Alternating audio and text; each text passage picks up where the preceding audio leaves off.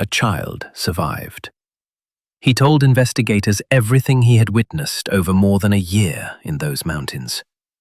But the detail that ended the investigation, the one that made the lead investigator close his notebook and never reopen it, had nothing to do with the killer. It was something the killer had said to the boy about what happens next.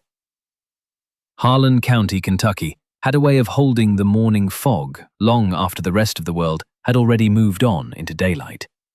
The hollows between the ridges stayed grey and damp well past noon in autumn, and the trees, old black oaks and tulip poplars that had been standing since before any white man had ever laid eyes on them, kept the mist close to the ground like something the earth itself refused to release. The people who lived here had grown used to it. They had grown used to a great many things that people in the flatlands would have found strange or unsettling. In the fall of 1917, while the newspapers arriving by mule cart from Harlantown carried stories of trenches and mustard gas and young men dying in foreign mud, the residents of the upper Clover Fork settlements were concerned with older and more immediate troubles. The corn harvest had been poor. The second hard frost had come 2 weeks early. 3 families in the high hollows above Bledsoe Creek had lost livestock to something that moved at night and left no tracks worth following. Ruth Hensley had lived in her father's house on the lower slope of Black Bear Ridge her entire life. She was 31 years old, wide-shouldered, with the kind of capable hands that could split a cord of wood or deliver a lamb in the same afternoon without complaint. She kept a small vegetable garden behind the house, maintained a smokehouse her grandfather had built, and raised 2 younger brothers after their mother passed of fever in 1912. She was not a woman given to fear or fancy. Her neighbours would have told you that without hesitation. On the morning of October the 3rd, Ruth woke before dawn, as she always did, and walked out to the front porch to check the sky. The air smelled of wet leaves and something faintly sweet she could not identify, the way the forest sometimes exhaled something unfamiliar after a night of cold rain. She stood for a moment, listening. The creek down below was running fast from the previous day's rainfall. A whippoorwill was calling somewhere up the ridge, which struck her as wrong, because whippoorwills had no business calling in October. They should have been long gone south by now. She thought nothing more of it. She went inside and stoked the fire and put water on for coffee, and began slicing the bread she had baked the evening before. The kitchen filled with warmth. The smell of the bread and the sound of the fire and the grey light coming through the single window made the morning feel ordinary and right. Her younger brother, James, was still asleep in the back room. She would wake him in an hour for his chores. She was spreading butter across a thick slice of bread when she noticed the dog. Their hound, a big brindle animal named Cobb, was sitting just inside the door she had left ajar, and he was not moving. He was not sleeping. He was perfectly still, with his head turned toward the tree line at the far end of the yard, and every hair along his spine was raised. His lips were not pulled back. He was not growling. He was simply frozen, staring at something Ruth could not see in the pre-dawn darkness beyond the porch steps, and breathing in short, shallow pulls, as though the air itself had become something to be cautious about. Ruth set down her knife. She stepped to the doorway and looked out into the yard and into the darkness beyond it. She saw nothing. The whippoorwill had stopped calling. The forest had gone entirely quiet, and in a place where the forest was never entirely quiet, that silence pressed against her like a hand. Then she saw the light. It was high up the ridge, deep in the trees, not steady like a lantern left hanging in a window, but intermittent and slow, appearing and fading with no pattern she could assign to wind or movement. It was pale and bluish, not the warm orange of a flame, and it was too high above the ground for any man carrying a lamp to be walking at that hour on a slope that steep. She watched it for a long moment. Then it was gone. Cobb let out one sound, not a bark, but something lower and shorter, and then he backed away from the door and pressed himself against the far wall of the kitchen, and did not move again until full daylight had come. Ruth did not speak of what she had seen to James that morning. She was not certain herself what she had seen, but she thought about it all day, the way a splinter works itself deeper the more you try to ignore it. And that evening, when she walked down to the Creech family farm to return a borrowed iron pot, she mentioned it to old Vera Creech, almost as an aside, the way you might mention unusual weather. Vera Creech set down the pot and looked at Ruth with an expression that was not quite surprise. She said that she had heard the lights were back. Ruth asked what she meant by back. Vera said only that people had been seeing lights up on that ridge for the better part of a year now, ever since the man had moved into the old Burden place, the abandoned cabin up near the head of the hollow where no sensible person had lived for 20 years. She said his name was Eli Turner. She said nobody knew much about him, except that he had arrived in late winter and paid cash for whatever he needed from the supply store in town and spoke to no one unless spoken to, and even then gave back as little as possible. She said the way he looked at people was the thing that stuck with her most, like he was looking through them, at something behind them. Ruth walked home in the early dark, thinking about lights that had no business being where they were, and a dog that had pressed itself against a wall and refused to move, and a man she had never met who lived alone at the head of a hollow that no one visited willingly. She went to sleep that night to the sound of the creek and woke twice before morning, certain each time that she had heard something outside.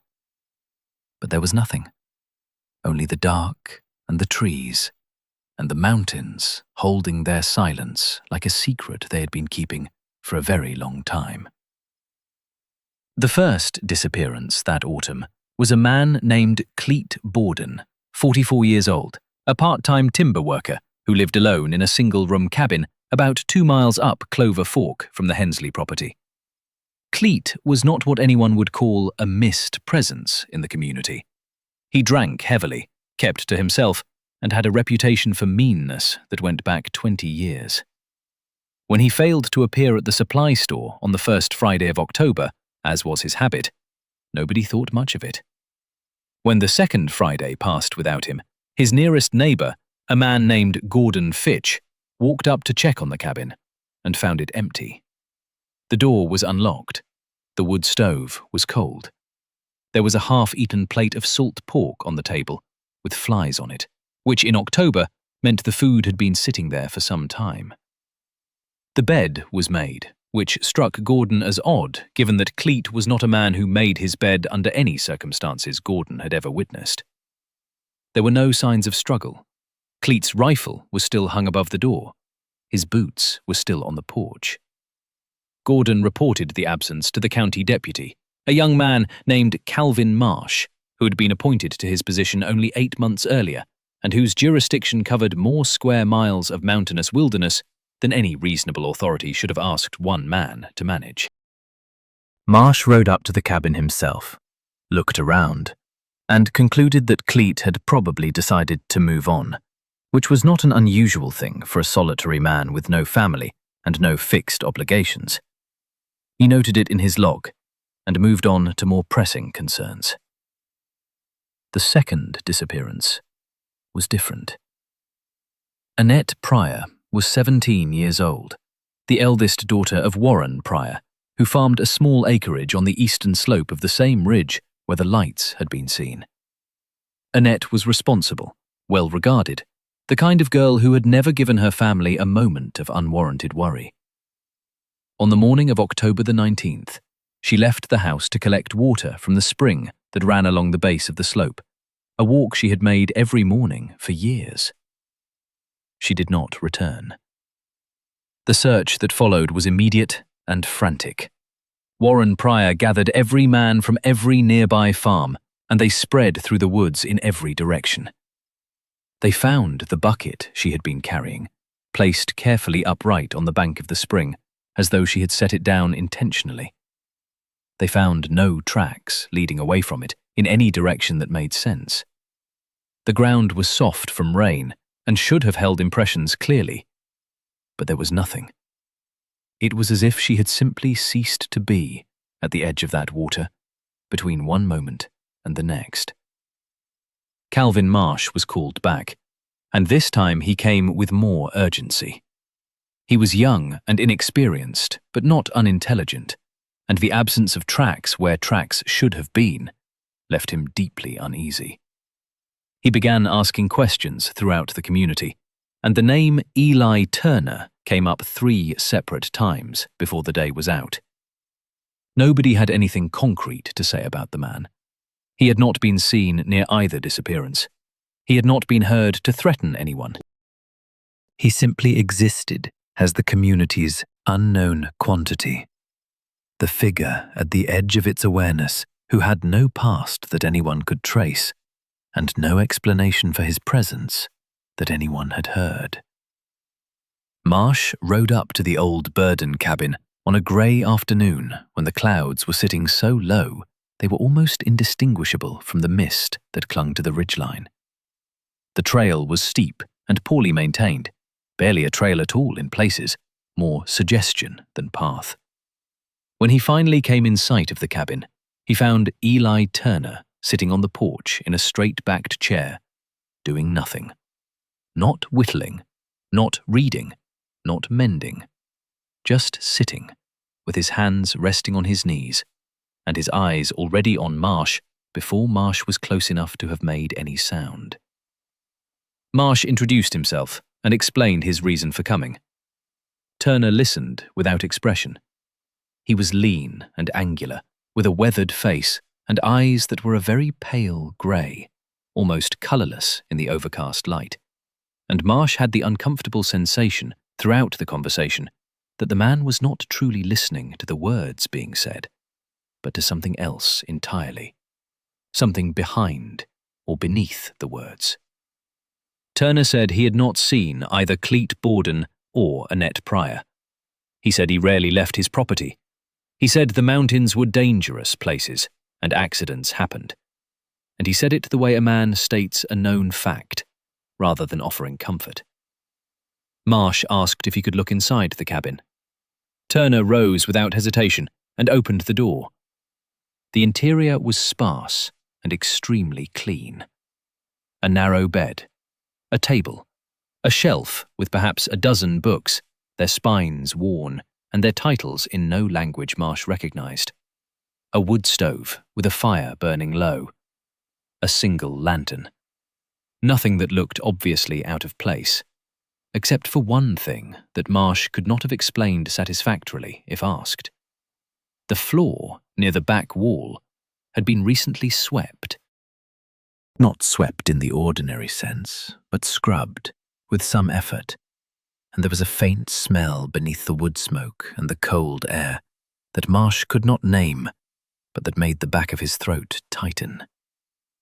He thanked Turner and left. Riding back down the ridge in the fading afternoon, Marsh felt the way a man feels when he knows he has missed something important, but cannot identify what it was. The mountain closed behind him, and the mist came down, and by the time he reached the valley, the light was almost entirely gone. That night, Ruth Hensley saw the lights on the ridge again. This time, there were 2 of them. It was a man named Doyle Sutter who first suggested that the county needed outside help. Doyle was not an educated man, but he was widely travelled by the standards of Harlan County, having spent 3 years working in the coal operations near Benham before returning home. and he had a practical turn of mind that the community respected. He appeared at Deputy Marsh's office on the last day of October and said plainly that a girl was missing and a grown man was missing, and nobody was any closer to understanding what had happened to either of them. And maybe it was time to send word to Lexington. The man who arrived from Lexington 9 days later was named Edgar Suttle, an investigator with the state attorney's office, who had spent 15 years working cases in eastern Kentucky and was therefore not easily surprised by anything the mountains had to offer. He was compact and deliberate, with a habit of going entirely still when he was thinking that some people found unsettling. He kept a small leather notebook in his breast pocket and wrote in it constantly, in a small, precise hand. Suttle spent his first 2 days reviewing Marsh's notes and interviewing anyone in the community who had anything to say. He was methodical and patient, and he asked questions that seemed sideways to the point, until he thought about them later and realized they had been aimed precisely at something specific all along. On his 3rd day in the county, he asked Marsh to show him the geographic layout of both disappearances, and he stood at the ridge overlook with a hand-drawn map and a compass and spent a long time not speaking. Then he pointed at the area near the head of the hollow and asked who lived up there. Marsh told him about Eli Turner. Suttle wrote something in his notebook without apparent urgency and said he would like to go up there the following morning. That evening, Ruth Hensley sought out Suttle at the boarding house in town where he was staying. She had been thinking since the morning she had seen the lights about what she knew and what she did not know, and what the difference was between those two things. And she had come to the conclusion that what she had seen was worth mentioning to someone with the authority to act on it. She told Suttle about the lights on the ridge, the dog's behavior, what Vera Creech had told her. She told him it had been happening for the better part of a year. She told him she was not a woman given to imagining things. Suttle listened to all of it. Then he asked her one question she had not expected.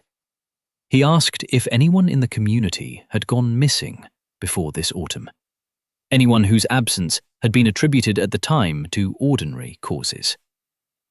Ruth thought about it. She remembered a woman named Sadie Coombs, who had walked out one morning in the spring of 1916 to check her bee boxes and never come home, and whose disappearance had been explained by her husband as her having finally followed through on a long-stated intention to go live with her sister in Virginia. And a travelling medicine seller who had come through the previous summer and whose wagon had been found abandoned on the upper road with the horse still hitched to it, which the deputy at the time had attributed to robbery. Suttle wrote all of this down.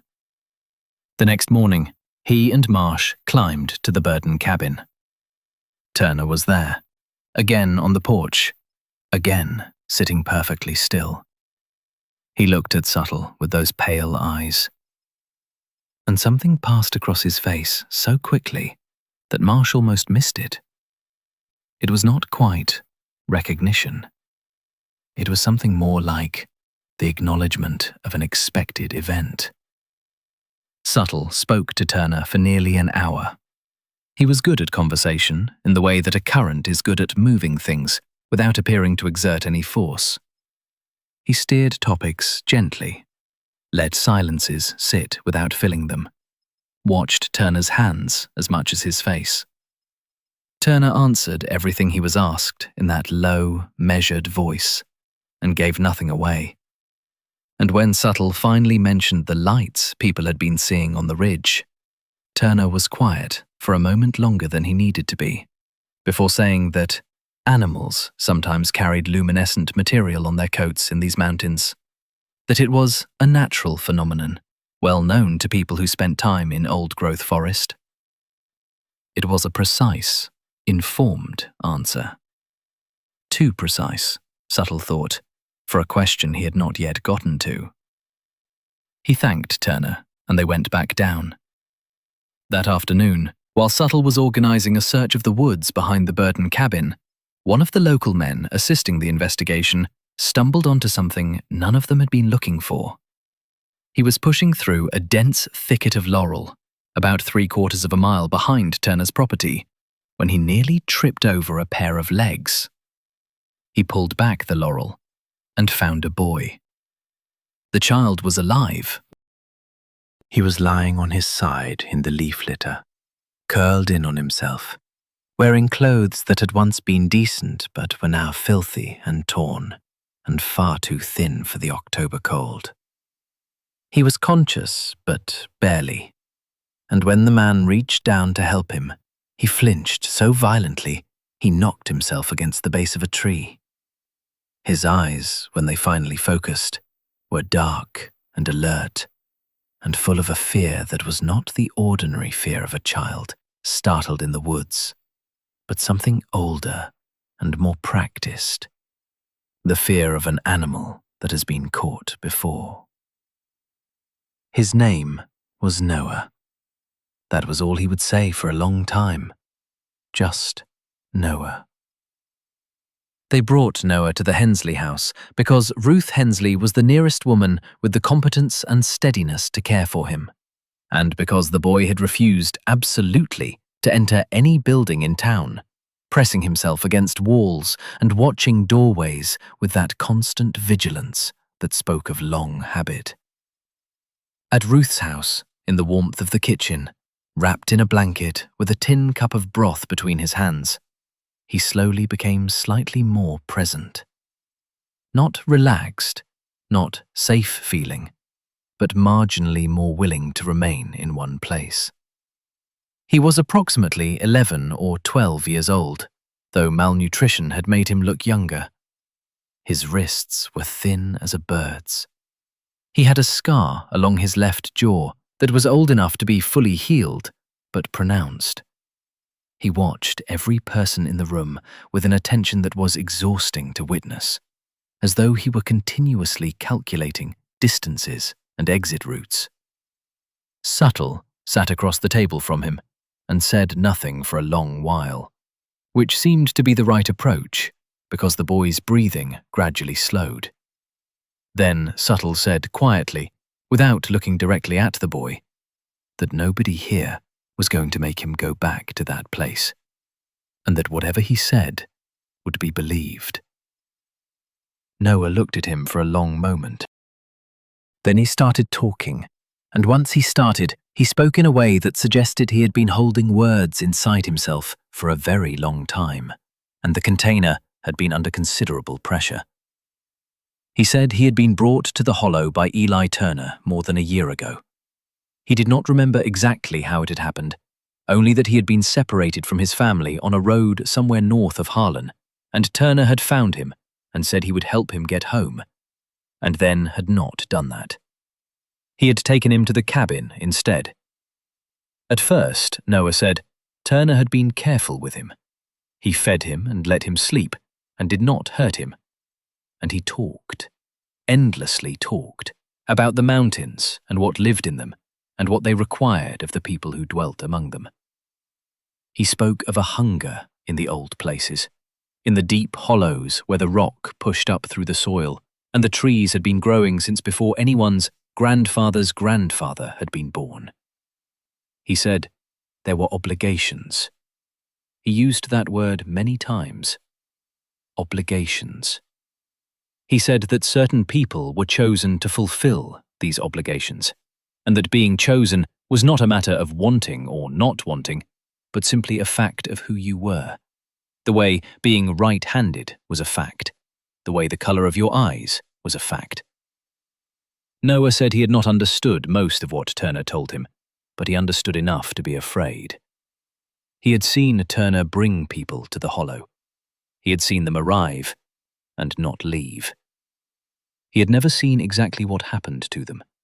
Turner always sent him to the far end of the property on those occasions, and Turner had a way of making his instructions feel like they could not be refused. Not through violence, exactly. Through something else. A weight in his voice, a quality of absolute certainty, as if disobedience was simply not a category of action that existed in his presence. But Noah heard things. Sounds that he described in the way children describe things for which they have no adequate language, reaching for comparisons and finding none. He said it was like the mountain was breathing. He said it was like something underground was being answered. Then Noah said something that made Subtle stop writing and set down his pen. He said that Turner had told him once, on a night when the lights were moving through the trees, and Turner had been sitting very still by the fire, with his eyes closed, that this was not something Turner had invented or decided to do, that it had been given to him, that there had been someone before him, a man named Cass, and before Cass, someone else, and that it went back further than anyone could trace, further than the settlement of these mountains, possibly further than any living person's comprehension. He said Turner had spoken about Cass the way you might speak about a man who taught you a trade, with a mixture of gratitude and something Ruth, listening from the doorway, could only describe afterward as grief. And then Noah said the thing that stayed with all of them longest. He said that Turner had told him the obligation would eventually pass to someone else, that Turner himself was tired, that the weight of it had been on him for a long time, and there were nights when he prayed for it to be lifted. But the only way for it to be lifted was for it to be carried by someone else, and the choice of who that someone was did not belong to him. He said Turner had looked at him when he said this. Subtle picked his pen back up and wrote for a long time in his small notebook, without speaking. They went to arrest Eli Turner the following morning, a group of 7 men, Subtle, Marsh, and 5 local men whose knowledge of the terrain was indispensable. They were not entirely certain what they would find. They carried ropes and lanterns, and 2 of them carried rifles they hoped not to use. The cabin was empty when they arrived. Not in the way a place is empty when someone has stepped out for an hour, but in the way a place is empty when it has been left. The fire was out. The lantern was gone from its hook. The shelf of books was still there, and the narrow bed, and the table. But something essential had departed along with the man. Some quality of occupation that lingered even after a person leaves a place they have truly lived in. They searched the woods behind the cabin for the rest of the morning. Subtle organized it methodically, dividing the men into teams, working in expanding arcs from the cabin. In the first hour, they found a clearing approximately half a mile into the old growth, and what they found there was enough to confirm everything the boy had told them, and considerably more. There were bones. There were personal effects, a woman's comb, a man's belt, a child's shoe that nobody wanted to think about. There were stones arranged in a formation that nobody could explain, and that the local men refused to look at directly after the first moment. The trees at the clearing's edge were marked with carvings, symbols that Subtle copied carefully into his notebook and could not identify. In the second hour, they found the cave. It was set into a rock face overhung with laurel, partially concealed by a wooden screen of branches that had been carefully constructed to look like natural growth. Inside, with the lanterns raised, they found the full record of what Eli Turner had been doing in the hollow for approximately 2 years. Subtle counted the remains of at least 5 individuals, possibly 6. The personal items catalogued there would later be matched, with painful certainty, to missing persons reports from 3 counties. It was Doyle Sutter who found Turner himself, in the 3rd hour of searching, at the bottom of a ravine approximately a mile south of the cabin. Turner was lying on his back on the rock and leaf floor of the ravine. His arms were at his sides. His pale grey eyes were open and pointed at the strip of sky visible between the ridge lines above him. and his expression was something none of the men could adequately describe afterward. Not peace, exactly. Not pain, exactly. But something in between those things. Or perhaps entirely outside the range that either of those words could reach.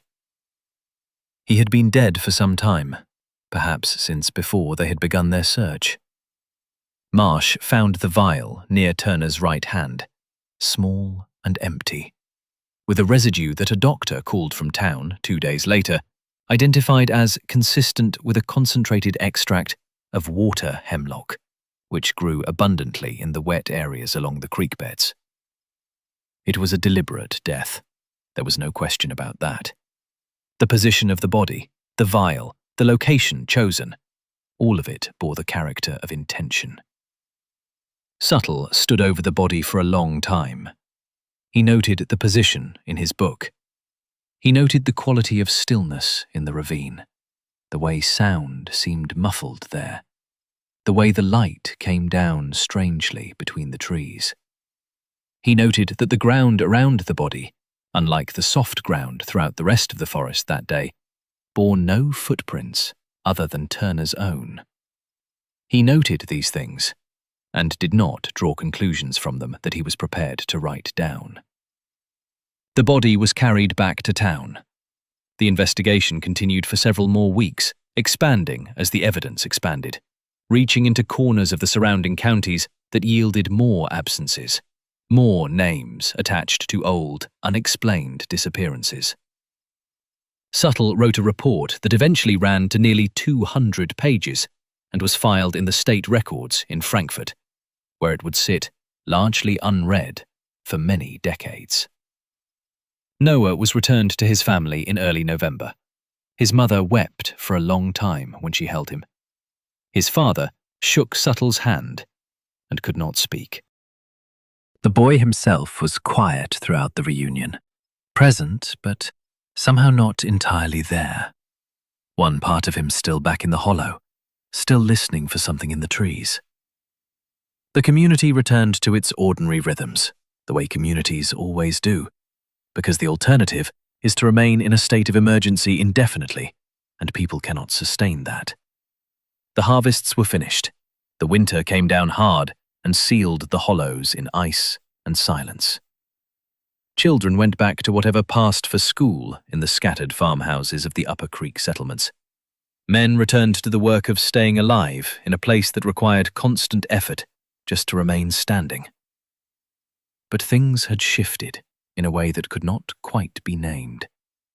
People who had been neighbors for decades found themselves watching each other differently. There was more silence in conversations, more weight behind ordinary words. People took longer to decide things. Ruth Hensley, who prided herself on her unsentimentality, found that she could not make herself look toward the upper ridge after dark, even though the lights had not appeared there since Turner's death. Suttle left for Lexington in late November. He stopped at the Hensley farm on his way out of the county, and Ruth gave him coffee, and they sat at the kitchen table, and he was quiet for a while, in the particular way